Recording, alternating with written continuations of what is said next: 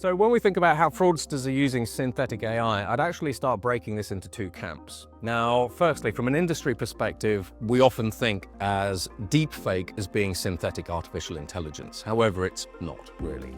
So when we're thinking about creating, for example, fake IDs, fake reports, fake addresses, fake credit card numbers, and all these kinds of different things, on the one hand, the industry has this huge focus on deepfake technology. Now, deepfake technology is essentially the use of artificial intelligence to manipulate pre-existing imagery and iconography and so on and so forth. Now, when we think about the defense systems, a lot of defense systems will increasingly try to identify Gaussian effects, distortions in the pixels, they will try to identify individual watermarks that have been left by the deepfake AIs that have created, for example, a synthetic face. However, what we're also seeing is the rise of artificial intelligences which are able to generate content and IDs and essentially any kind of video, iconography, imagery, and so on and so forth from scratch.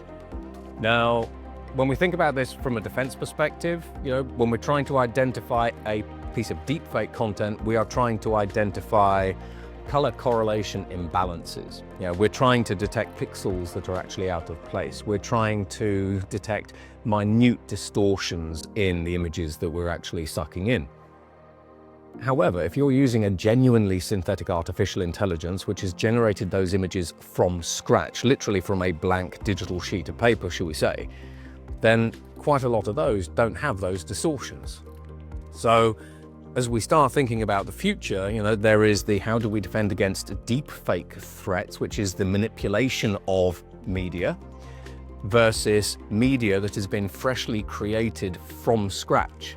And then in addition to that, when we actually think about these systems, over time, these systems become pretty much perfect. It's this kind of game of cat and mouse. Now, one of the best ways to try to create perfect media, depending on what you're actually doing with that media, is you use a single artificial intelligence to create an image of a face, for example, and then you use a generative adversarial network to analyze that face for all of the things that a fraud detection system will try to identify. And then you manage those out. So increasingly what we do is, in the future, is we start using artificial intelligence to vet the quality of our fraud work and then improve it. But it can do it at extreme speed, extreme scale, and again, produces a very challenging environment for everybody involved.